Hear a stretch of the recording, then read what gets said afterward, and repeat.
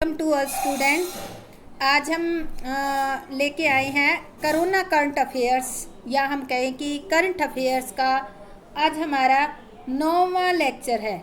और इसको corona current affairs हम यूँ क्यों कहते हैं, क्योंकि ये ऐसी करंट अफेयर है जो कोरोना के दौरान क्रिएट हुई है। इस कारण से इसको करंट अफेयर्स 2020 भी कह सकते हो, करंट अफेयर अप्रैल मई जून भी कह सकते हो। तो इस कारण से इसको हम करंट अफेयर या कोरोना करंट अफेयर 2020 कहते हैं। तो आज इसका हमारा 9वां लेक्चर है और हर एक लेक्चर के अंदर 20 से 21 या किसी लेक्चर में 25 तक क्वेश्चन दिए हैं और हर एक क्वेश्चन में 1, 2 या 3 क्वेश्चन निकलते हैं। तो देखो आज का हमारा पहला क्वेश्चन है, किस राज्यों में कोविड-19 के संक्रमण को रोकने के लिए ठीकरी पहरा का उपयोग किया जा रहा है। ठीकरी पहरा होता है यानी कि गांव के जो लोग हैं, यानी कि इसको ये कह सकते हैं लोकल जो कम्युनिटी होती है, ये गांव के लोग जो है वो मिलजुल कर रात को पहरा देते हैं, उसको ठीकरी पहरा कहा जाता है। तो ये हरियाणा और पंजाब में शुरुआत किया गया था। क्यों लगाया गया ठीकरी पहरा? ताकि कोरोना के दौरान कोई भी बाहर का व्यक्ति गांव के अंदर एंटर ना करे, तो इस वजह से ये ठीकरी पहरा दिया गया था। सेकंड है, केंद्र सरकार ने प्रधानमंत्री गरीब कल्याण योजना के तहत कितने रुपए की किस्त जारी की है और दूसरी किस्त को भी मंजूरी दी है। तो देखो केंद्र सरकार ने ये जो है कि जो किस्त है वो किस योजना के अंदर दी है? प्रधानमंत्री गरीब कल्याण योजना के तहत दी है। और देखो दूसरी किस्त मंजूर कर दी है, पहली किस्त तो सबके खाते में जा भी चुकी है। ये किस्त कितने रुपए की है? 500 रुपए की है। देखो पहली किस्त 500 रुपए की आ चुकी है और ये किन को आई है? ये महिलाओं के खातों में आई है, महिलाओं के खाते में डाले गए हैं और टोटल 3 किस्तें देनी है। दूसरी पहली किस्त के 500 रुपए आ चुके, करीब 20 लाख से ज़्यादा, 20 करोड़ से ज़्यादा महिलाओं के खाते में आ गए हैं और 500 रुपए की दूसरी किस्त भी मंजूर होगी और टोटल तीसरी की 3 किस्त है, 3 किस्त दी जाएगी। अभी देखो ये क्या सभी महिलाओं को दी जाएगी? नहीं, ये केवल उन्हीं महिलाओं को दी जाएगी जिनका अकाउंट जो है जनधन योजना के अंतर्गत पंजीकृत है। यानी कि जिन महिलाओं का खाता जनधन योजना के जो स्कीम आई थी उसके अंदर खुला हुआ है, उन्हीं को ही ये जो है किस्त दी जाएगी, औरों को नहीं दी जाएगी। तो ये खातों में डाली जाएगी। पहली किस्त डाली जा चुकी, दूसरी मंजूर होगी और तीसरी भी डाली जाएगी। इसके बाद हमारा आता है थर्ड क्वेश्चन, भारत की किस संस्था ने उच्च संक्रमण क्षेत्रों के तेजी से और रासायनिक मुक्त कीटाणु शोधन हेतु एक अल्ट्रावायलेट यूवी कीटाणु शोधन टावर विकसित किया है? किस संस्था ने किया है? तो वो संस्था है DRDO ने। ये टावर कोरोना बहुल संक्रमण क्षेत्रों में लगाया जाएगा, जहां पर कोरोना से प्रभावित लोग हैं वहां पर लगाया जाएगा। और इससे रिलेटेड ही अगला क्वेश्चन है, देखो अब इसका आता है कीटाणु शोधन अल्ट्रावायलेट, यानी कि कीटाणु शोधन अल्ट्रावायलेट यूवी नाम का जो उपकरण है उसका नाम क्या है? इसे यूवी ब्लास्ट के नाम से जाना जाता है। इसको किस नाम से जाना जाता है? यूवी ब्लास्ट के नाम से। तो अभी देखो ये आप इसको याद करने का तरीका ये लगा लो कि रासायनिक मुक्त कीटाणु शोधन, ठीक है, अल्ट्रावायलेट यूवी किसने लगाया है? DRDO ने लगाया है। कहाँ लगाया है? कोरोना बहुल इलाकों में लगाया है। और इसका नाम क्या है? तो इसका नाम है यूवी ब्लास्ट नाम है। तो इस तरह से करके आप इसको याद कर सकते हो। तो इसके बाद आता है 5th नंबर का क्वेश्चन, किस कश्मीर उत्पाद को GI टैग प्राप्त हुआ है? कौन सा? GI का मतलब होता है, G का मतलब होता है जियोग्राफिकल, I का मतलब होता है इंडेक्स। GI मतलब जियोग्राफिकल इंडेक्स टैग मिला है। ये किसको मिला है? केसर की जो खेती की जाती है ये कश्मीर में की जाती है और ये कहाँ की जाती है? 1600 मीटर की ऊंचाई पर की जाती है। 1600 मीटर की ऊंचाई जहाँ पर है वहाँ पर ये उगाया जाता है। और ये जो है, ये किसी जो टैग मिलता है ये किसी उत्पाद की गुणवत्ता या उसकी भौगोलिक स्थिति की पहचान के कारण ये टैग मिलता है। तो इस तरह से जीआई टैग किसको मिला है भारत में? केसर को मिला है। इसके बाद हमारा 6 नंबर का क्वेश्चन आता है, देश की सबसे बड़ी तेल कंपनी इंडियन ऑयल कॉरपोरेशन। ये क्वेश्चन क्यों लिया है? क्योंकि ये बहुत बड़ी, देश की सबसे बड़ी तेल कंपनी है। इसके नए चेयरमैन नियुक्त किए गए हैं। तो ये कौन है? तो ये है श्रीकांत माधव वैद। क्या नाम है इनका? श्रीकांत माधव वैद। 1 जुलाई 2000 से ये कार्यभार संभालेंगे और इनका कार्यकाल कब तक रहेगा? 31 अगस्त 2023 तक, यानी कि 20 से 23 तक इनका कार्यकाल रहेगा। किसके चेयरमैन है ये? आईओसी कंपनी, ये भारत की सबसे बड़ी तेल कंपनी है। इसके बाद है, हाल ही में कांग्रेस के किस वरिष्ठ नेता को लोकसभा में लोक लेखा पर संसदीय समिति का अध्यक्ष चुना है? लोक लेखा संसदीय समिति का अध्यक्ष चुना है। तो ये है अधीर रंजन चौधरी। इनका कार्यकाल 1 मई 2020 से 30 अप्रैल 2021 तक, यानी कि 1 साल के लिए इनका कार्यकाल रहेगा। अगला है, कोरोना संकट वायरस के बीच किन किन को 2020 का पुलित्जर पुरस्कार मिला है और किस श्रेणी में ये पुरस्कार मिला है? यानी कि कौन कौन ऐसे व्यक्ति है जिनको 2020, क्योंकि ये पुलित्जर पुरस्कार जो होता है वो हर साल दिया जाता है। तो ये जो क्वेश्चन है वो एक ही साल की जीके का है, यानी कि पूरे साल ये पेपर में आने के चांसेस रहेंगे इसके। तो ये जो है पुलित्जर पुरस्कार जो मिला है, किसको मिला है? 3 बंदे हैं हमें अपने, उनको मिला है। और किस श्रेणी में मिला है? तो पुलित्जर पुरस्कार अगर पूछा जाए कि किससे रिलेटेड होता है तो ये पत्रकारिता से रिलेटेड होता है, आपको ये बता दूं। कई बार आ जाता है पुलित्जर पुरस्कार किससे संबंधित है। तो पत्रकार मुख्तार खान को मिला है, दूसरा है डार याशीन और तीसरा है चन्नी आनंद, इनको मिला है।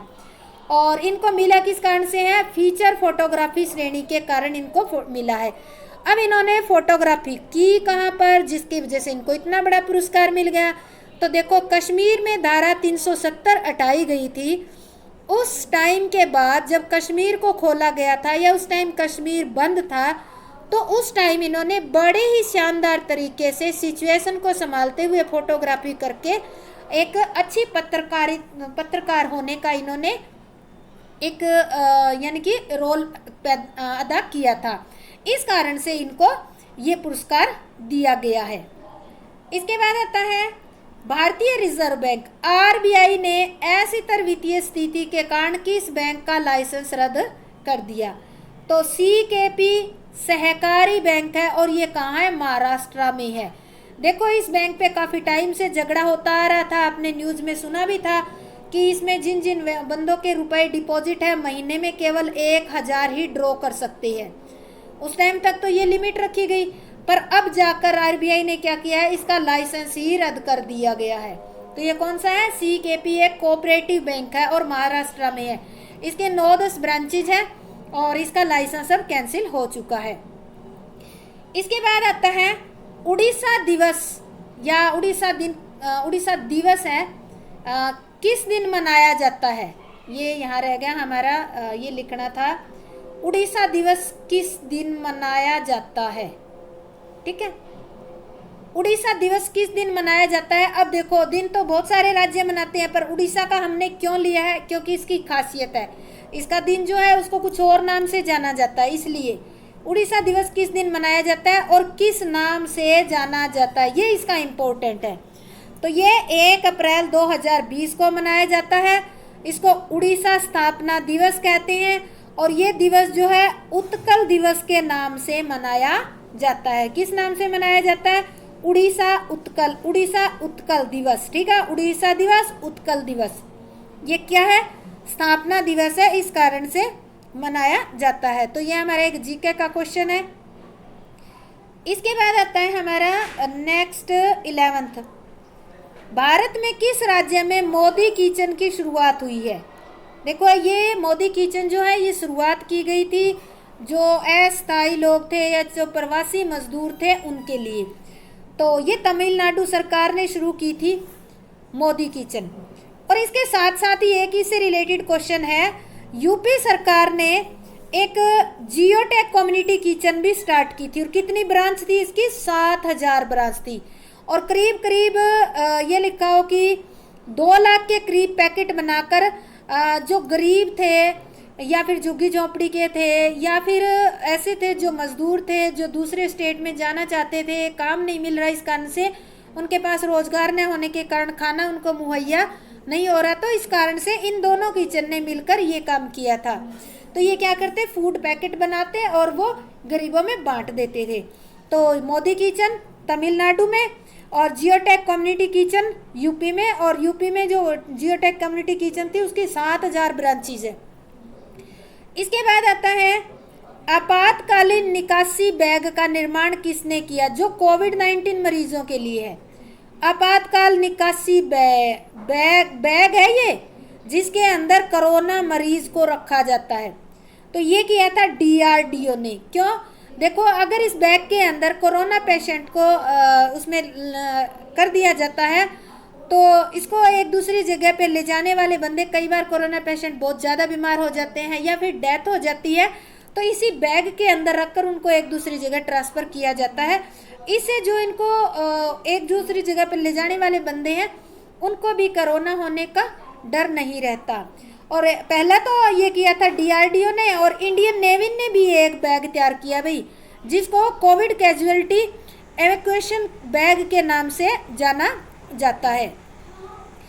इसके बाद है 13 नंबर पे, किस राज्य सरकार ने रेडियो स्कूल शुरू किए है? कौन से? रेडियो स्कूल शुरू किए भाई, रेडियो स्कूल। तो ये मध्य प्रदेश सरकार ने शुरू किए हैं। और इसके साथ साथ मुझे मध्य प्रदेश के 2-3 क्वेश्चन और याद आए तो मैंने इसके साथ ही लिख दिए।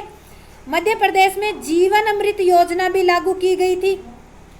जीवन अमृत योजना ये वो योजना है जिसके अंतर्गत जो है पब्लिक जो है लोगों का इम्यूनिटी पावर को बढ़ाने के लिए उनको चूर्ण दिया गया, और उस चूर्ण का नाम क्या था?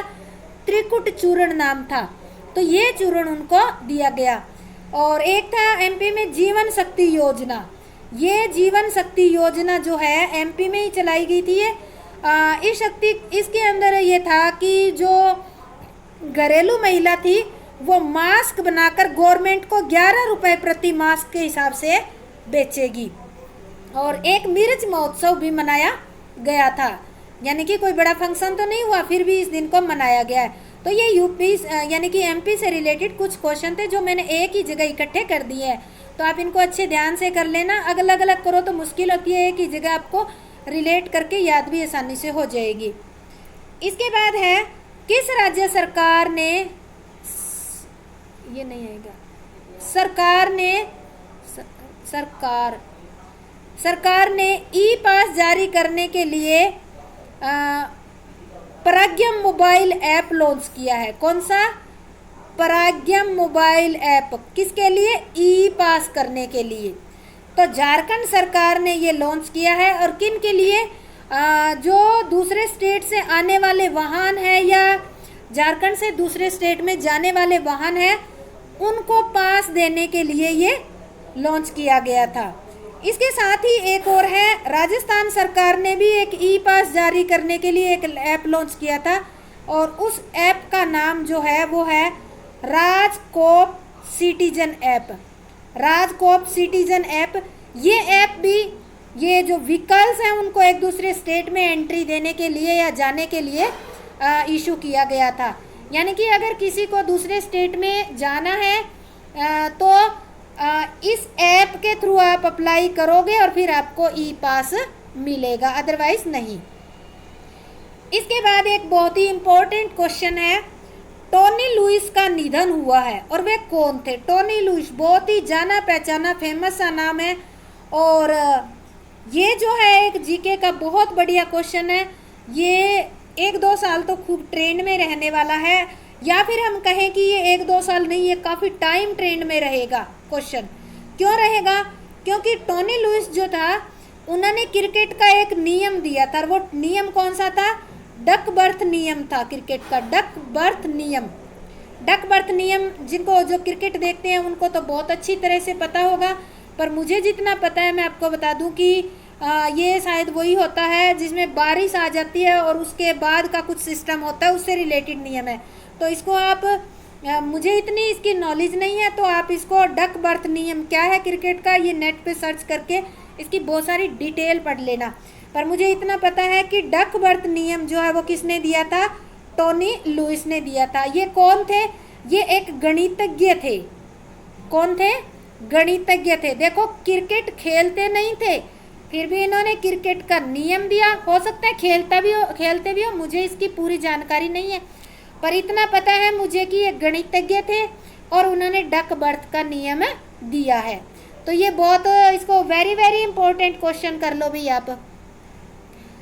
इसके बाद आता है, चीन ने कोविड-19 के इलाज के लिए किस जानवर के पित्त की सिफारिश की है? चीन ने कोविड-19 के इलाज के लिए सिफारिश की थी भालू, जो है भालू के पित्त की।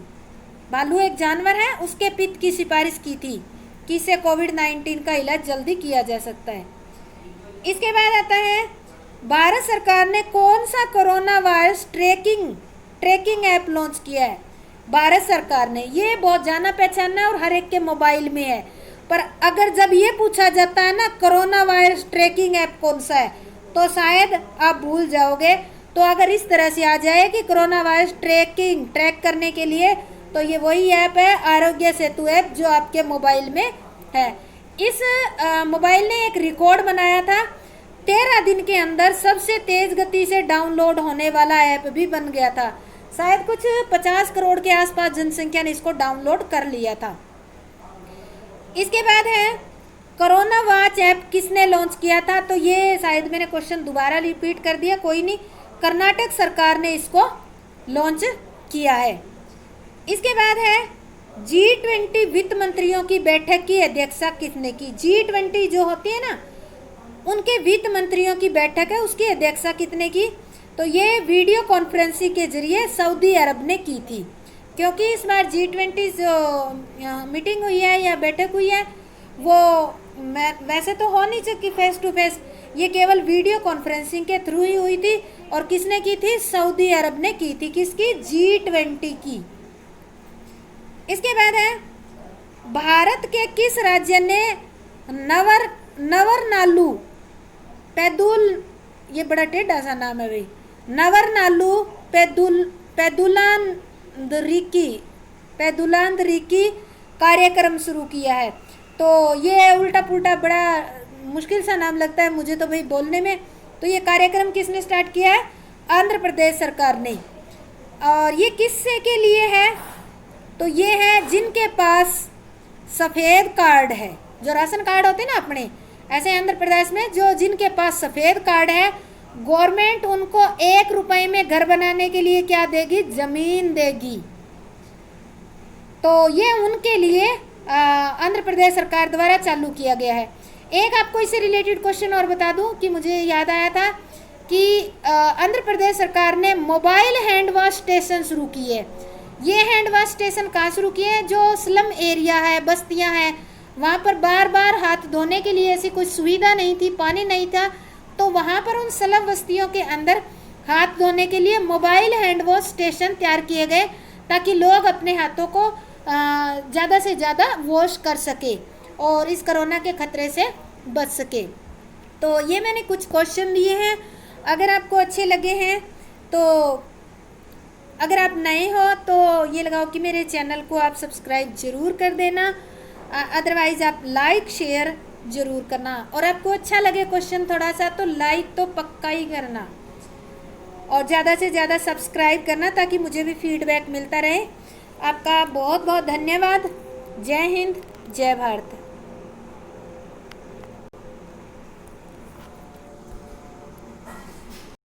Welcome to all student.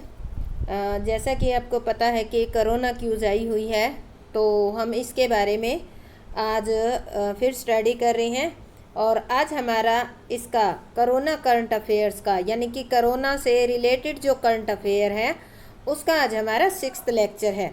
तो मैंने पहले भी 5 लेक्चर प्रोवाइड कर चुकी हूँ, जो कि कोरोना क्यूज़ के नाम से, कोरोना वायरस के नाम से मेरी चैनल पे है। आप पीछे जाके पीछे के देख सकते हैं। अभी मैंने कम से करीब 100-125 क्वेश्चन और बना रखे हैं और 3-4 लेक्चर के अंदर आपको प्रोवाइड कर दूँगी। जैसा कि आपको पता है कि 12 तारीख शाम 3 से 4 बजे तक आपका मॉक टेस्ट होगा और जो फाइनल टेस्ट होगा वो 16 तारीख से स्टार्ट होगा। हो सकता है एक ही दिन में आपका हो जाए फाइनल, या फिर क्लासेस वाइज हो सकता है आगे की डेट में हो। तो देखो, मॉक टेस्ट में तो हो सकता है कम क्वेश्चन आए कोविड से रिलेटेड, पर जो फाइनल टेस्ट होगा उसमें कोरोना से रिलेटेड क्वेश्चन बहुत ज़्यादा आने की संभावना है। तो मैंने इसी को मद्देनज़र रखते हुए कोरोना से रिलेटेड जो भी करंट अफेयर्स थी उसको मैंने यहाँ बनाया है। ठीक है, तो हम स्टार्ट करते हैं। आज का टॉपिक हमारा है कोरोना क्यूज करंट अफेयर का। तो पहला मैं क्वेश्चन ले लेती हूँ, क्योंकि इस टाइम में कोरोना में ज़रूरी नहीं है कि केवल कोरोना के क्वेश्चन आए। कोरोना के साथ साथ हो सकता है कोई ऐसा क्वेश्चन जो कोरोना के टाइम एक्टिव हुआ है, कोरोना का नहीं है, उसके अलावा है, तो वो भी आपको ध्यान में रखना है। मैंने इस लेक्चर में तो ज़्यादातर कोरोना के लिए हैं, पर 1-2 लेक्चर मैं उसके भी बनाऊंगी जो आपके दिसंबर से और अब जून तक जो कोरोना से रिलेटेड नहीं है, इसके अलावा जो क्वेश्चन है वो भी इसमें आने के चांसेस है। तो मैंने पहला क्वेश्चन लिया है, यहाँ WTO आएगा बेटा। WTO को क्या कहते हैं? World trade organisation. तो अभी हाल ही में वर्ल्ड ट्रेड ऑर्गेनाइजेशन भारत के नए राजदूत बने हैं। यानी कि जो WTO होता है उसमें जो मेंबर्स होते हैं उन कंट्री के एक बंदे को नियुक्त किया जाता है एज ए राजदूत। तो हमारे जो है भारत के कौन बने हैं? ब्रिजेंद्र नवनीत है, ये एक सीनियर IAS है, इनको उसमें नियुक्त किया गया है। सेकंड नंबर पे आता है किस देश के राष्ट्रपति ने WHO से सभी संबंध तोड़ने की घोषणा की है? किससे? WHO से। तो देखो, अमेरिका है। फिलहाल के लिए आज की जो तारीख है, आज 11 जून है, आज की तारीख तक तो WHO ने घोषणा की है। पर अगर ये महामारी और ज़्यादा रूप धारण करती है तो हो सकता है कोई और कंट्री भी फॉरगो कर सकती है और कंट्री भी WHO से रिलेशन तोड़ सकती है। तो इसके बारे में थोड़ा सा आप न्यूज़ सुनते रहिए तो आपको थोड़ी सी और जानकारी हो जाएगी, क्योंकि ऑप्शन में 4 आएंगे और मैं ऑप्शन नहीं दे रही हूँ, मैं केवल आंसर ही दे रही हूँ। और मैं आंसर आपको इसलिए दे रही हूँ क्योंकि मैंने कई क्वेश्चन ऐसे बनाए हैं जिनमें कई आंसर एक क्वेश्चन से रिलेटेड होते हैं। तो ज़रूरी नहीं है कि उसके ऑप्शन, हो सकता है पेपर सेटर करने वाला ऑप्शन कुछ और दे, मैं कुछ और डिसाइड करूँ, तो एक टाइम हो सकता है आप कंफ्यूज भी हो जाए, क्योंकि आपके दिमाग में तो जो मेरे वाले ऑप्शन है वही रहेंगे। इसलिए मैं आपको सब्जेक्टिव पे फोकस करवाना चाहती हूँ। अगर ये आपने अच्छी तरीके से कर लिया तो आप सब ऑब्जेक्टिव क्या कुछ भी आए आप कर सकते हो। थर्ड क्वेश्चन है आरोग्य सेतु ऐप। आपने आरोग्य सेतु ऐप डाउनलोड कर रखा है, उसमें जाकर देखोगे तो एक नई सुविधा आई है उसके अंदर। आपका अगर आपने डाउनलोड कर रखा है, अपडेट नहीं किया तो आप उसको अपडेट करो, आपको इस नई सुविधा का पता चल जाएगा। उसका नाम क्या है? आरोग्य सेतु मित्र। इसके बाद है किस राज्य ने मिशन फतेह अभियान की शुरुआत की? तो मिशन फतेह अभियान की शुरुआत पंजाब ने की है। वैसे हमारा हरियाणा से रिलेटेड जो है वो आपको एक क्वेश्चन पता होना चाहिए, उसका मैं एक अलग लेक्चर बना दूंगी हरियाणा कोरोना के बारे में भी, कोरोना करंट अफेयर के बारे में भी।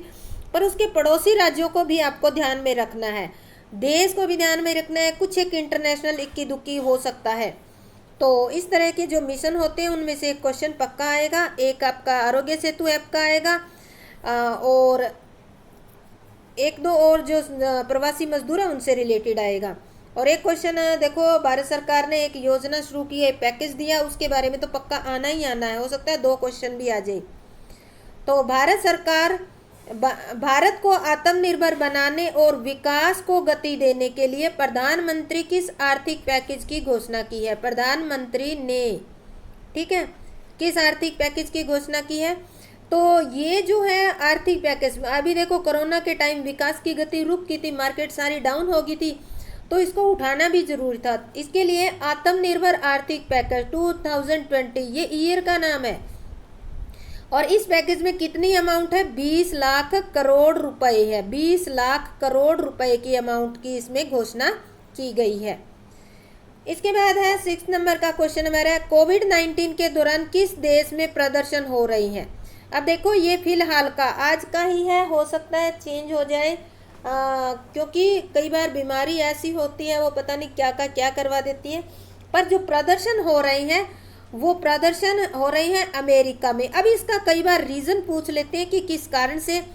तो अमेरिका के अंदर एक अश्वेत नागरिक जिसका नाम था जॉर्ज फ्लॉयड, उसकी मौत के कारण, मौत नेचुरल मौत नहीं हुई उसकी, किसी अधिकारी ने उसका गला दबाकर मृत्यु कर दी गई थी, मौत कर दी गई थी या उसकी हत्या कर दी गई थी। इस कारण से सारे अश्वेत नागरिक जो है इसका विरोध करने के लिए ये प्रदर्शन कर रहे हैं अमेरिका में। तो इसका नाम क्या है? George Floyd.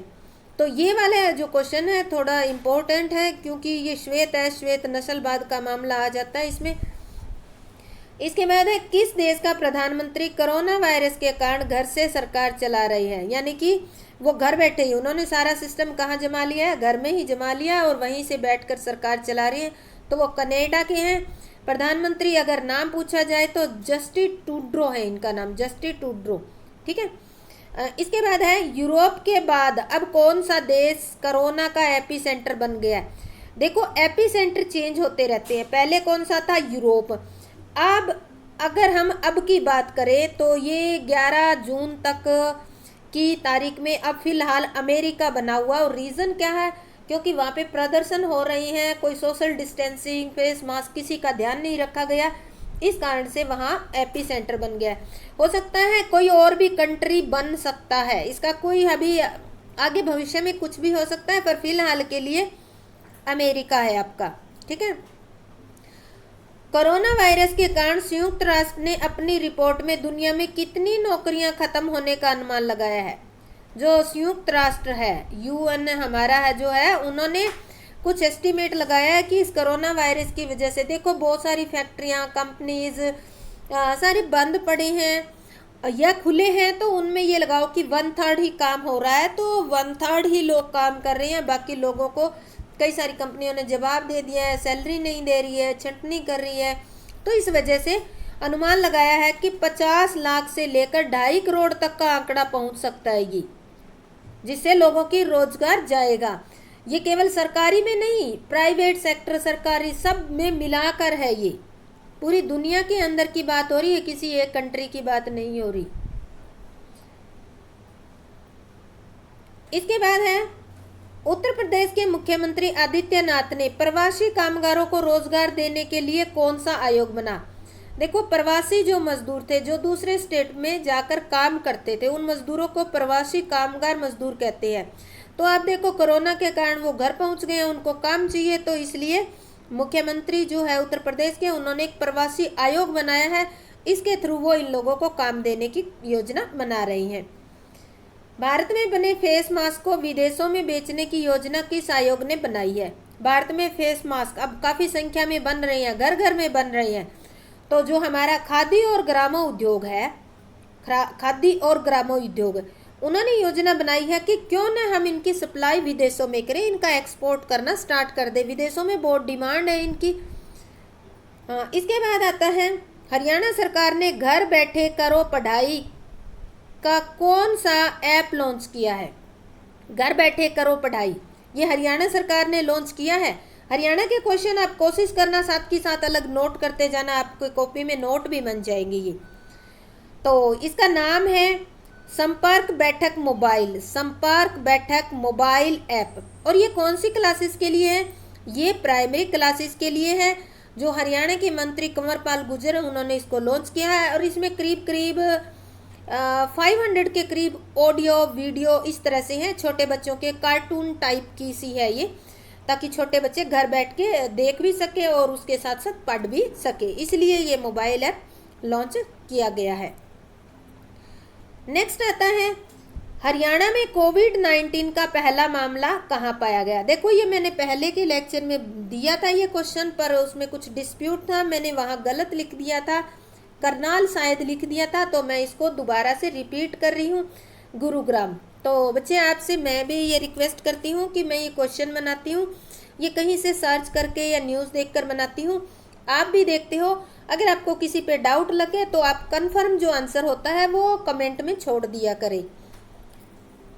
इसके बाद है 14, हरियाणा सरकार ने जनसंपर्क हेल्प मी ऐप किस प्रकार की हेल्प के लिए लॉन्च करने का निर्णय लिया है।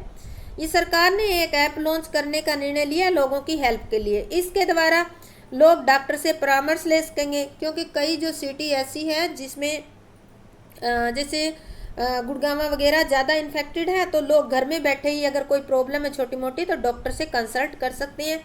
अगर कोई इमरजेंसी हो जाती है तो उसके लिए एम्बुलेंस भी बुला सकते हैं, या अगर कोई इमरजेंसी होगी बाहर जाने के लिए, ये केवल लॉकडाउन में ही ज़्यादा कारगर हो रहा है।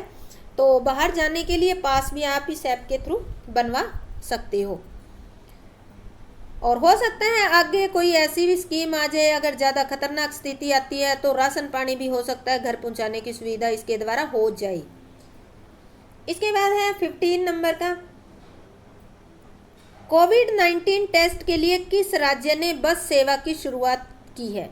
तो ये एक बस है जिसमें 2 या 3 कर्मचारी बैठकर गली मोहल्लों में जाते हैं और वहां जाकर टेस्ट करते हैं। तो ये महाराष्ट्र सरकार ने शुरुआत की है, क्योंकि आपको पता ही है कि महाराष्ट्र में सबसे ज़्यादा केस आ रहे हैं कोरोना के। इसके बाद है ICMR। ICMR इसकी फुल फॉर्म याद कर लो आप, Indian council of medical research. कहाँ पर है ये? नई दिल्ली में है। इसको हिंदी में कहते हैं भारतीय आयुर्विज्ञान अनुसंधान परिषद। इसने वैक्सीन विकसित करने के लिए किसके साथ समझौता किया है? कोई एक दवाई बनानी है, उसके लिए इन्होंने भारत बायोटेक इंटरनेशनल लिमिटेड, एक कंपनी है भारत बायोटेक इंटरनेशनल लिमिटेड, उसके साथ समझौता किया है कि ये मिलकर दोनों दवाई बनाएंगे। इसके बाद किस भारतीय बैंक ने आरोग्य संजीवनी हेल्थ इंश्योरेंस पॉलिसी की शुरुआत की है? तो भारतीय स्टेट बैंक जो हमारा ऐसा इकलौता बैंक है जो नेशनलाइज बैंक है, इन्होंने आरोग्य संजीवनी हेल्थ इंश्योरेंस जो मेडिकल से रिलेटेड होती है उसकी शुरुआत की है। किस राज्य ने कोविड-19 pharma app, Covid pharma app है, इसका नाम 19 नहीं है सॉरी, लॉन्च किया है? तो आंध्र प्रदेश सरकार ने ये लॉन्च किया है। अब देखो इसमें फार्मा वर्ड लिखा हुआ है, तो ये कौन डाउनलोड करता होगा? तो जो मेडिकल स्टोर जो चला रहे हैं उनको ये डाउनलोड करना जरूरी है। जो व्यक्ति दवाई ले जाता है वो कौन कौन सी ले जाता है, इस ऐप के अंदर इन मेडिकल स्टोर वालों को नोट करना जरूरी है।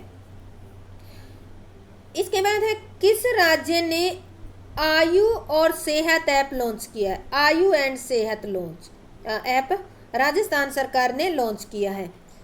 महाकवच ऐप किस राज्य ने सरकार ने शुरुआत किया है? तो महाराष्ट्र ने शुरुआत किया है। बहुत सारे ऐप बन चुके हैं, तो आप कोशिश करो कि ऐप के लिए वीडियो देखकर, जैसे जैसे वीडियो देखते हो मैं तो कहती हूँ कि आप नोट बना लो अलग अलग, ताकि आपको बार बार दुखी ना होना पड़े। भारत में किस राज्य ने सबसे पहले ड्रोन का प्रयोग निगरानी के लिए किया? ये क्वेश्चन बच्चे मैंने रिपीट किया है क्योंकि पिछली बार मैं लिख रही थी, इंदौर आंसर तो ठीक दे दिया था तब, पर मध्य प्रदेश की जगह वो गलती से उत्तर प्रदेश लिखा गया था। तो इंदौर कहाँ पे है? उत्तर प्रदेश में है, यहाँ पर निगरानी हुई है। तो इस तरह से किसी बच्चे ने मुझे बताया, उसका बहुत बहुत धन्यवाद। इसी तरह से अगर कोई और क्वेश्चन ऐसा हो जाता है बाई चांस, तो आप कमेंट में ज़रूर बता दें मुझे, ठीक आंसर भी साथ के साथ दे दें। इसके बाद है कोरोना वायरस की पहली बार पहचान कब हुई? तो हम केवल पहली बार ही नहीं करेंगे, कोरोना का जो अब चल रहा है ये 7वां वर्जन है, तो हम इसकी सारी हिस्ट्री पढ़ लेते हैं आज, बार बार हम इसको नहीं करेंगे। तो सबसे पहले कब हुई थी? 1960 में। ये क्वेश्चन 1965 लिखा गया, एक दो जगह मुझे मिला था 65, तो मैंने 65 पीछे दे दिया था। तो अब ये है करेक्ट आंसर 1960 में। उस टाइम जब 1960 में इसको किस नाम से जाना जाता था? ब्रोंकाइटिस वायरस के नाम से जाना जाता था, ब्रोंकाइटिस। और उस टाइम ये सबसे पहले किस में मिला था? मुर्गियों में मिला था। अब देखो दूसरी बार कब मिला? दूसरी बार ये इंसानों की नाक और गले में मिला था। इसके 2 प्रकार थे, ह्यूमन कोरोना वायरस 229E के नाम से जाना गया और दूसरा कोरोना वायरस OC43 के नाम से जाना गया। दूसरी बार ये इंसानों में मिला था। इसने क्या खतरनाक रूप लिया था उस टाइम? ये निमोनिया तक का रूप ले लेता था, यानी कि जुकाम बुखार खांसी होके और निमोनिया बन जाता था। तो आज का ये निमोनिया है, ये क्या है, किसकी बदौलत है, ये कोरोना वायरस की ही देन है। 2013 में जब आया तो इसको सार्स CoV के नाम से जाना जाने लगा, और 2004 में ये नीदरलैंड में एक 7 महीने के बच्चे में मिला था। तब इसको human corona virus NL63 HCOV-NL63 के नाम से जाना गया। ठीक है, H मतलब ह्यूमन, CO मतलब कोरोना, V मतलब वायरस, और NL63 इसके नाम से जाना गया। ये जो नाम होता है ये कोई इस तरह से दे देते हैं कि जैसे कंट्री का, या इस तरह से जो रिसर्चर होते हैं वो अपने तरीके से अपनी पहचान बना लेके नया नाम दे देते हैं। और 5वें नंबर पे काम मिला था, ये ह्यूमन कोरोना वायरस HKU1 के नाम से जाना गया। ये चीन के शेनजेन जो है वहाँ पे मिला था, एक 70 वर्षीय व्यक्ति में मिला था। और 6ठे नंबर पे ये कहाँ मिला था, 2012 में मिला था। ये middle east respiratory syndrome corona virus, इसको इस नाम से जाना गया, MERS के नाम से जाना गया। पीछे वाले कोर्स में मैंने लेक्चर में मैंने सार्स और मेर्स के नाम तो दे दिए, पर मुझे लगा इस बार मैं सातों के ही आपको बता दूं कि कहाँ कहाँ से आए हैं, ये कब कब इनका उजागर हुआ है। इस टाइम भी ये क्या हुआ था, चीन सहित इसने कई देशों में अपने पैर फैसारे थे, और काफ़ी सारी करीब 7-8 हज़ार के आसपास उस टाइम मृत्यु भी हो गई थी, बहुत सारे लोग इन्फेक्टेड भी हुए थे। और अब देखो 2020 में आया है, जिसको आप वुहान वायरस भी कह सकते हो। 2020 में जो है, वैसे तो ये 19 में फैल गया था, मैं 2020 लिख रही हूँ क्योंकि ये मोस्टली उजागर होके सभी ऑल ओवर द वर्ल्ड ये 2020 में ही फैला है, और पहचान इसकी 19 में हो गई थी, जिसको हम किस नाम से जानते हैं, कोविड-19 के नाम से जानते हैं। 19 ईयर का नाम है, CO कोरोना, V मतलब VI वायरस, और D मतलब डिजीज, कोरोना वायरस डिजीज 19, और चीन से शुरुआत हुई है इसकी। तो ये थे बच्चे आज हमारे कुछ क्वेश्चन हमने किए हैं, और आगे मैं इसके और भी प्रोवाइड करूँगी। अगर आपको अच्छे लगते हैं तो आप मेरे चैनल को शेयर, लाइक और सब्सक्राइब ज़रूर करें। आपका बहुत बहुत धन्यवाद। जय हिंद, जय भारत।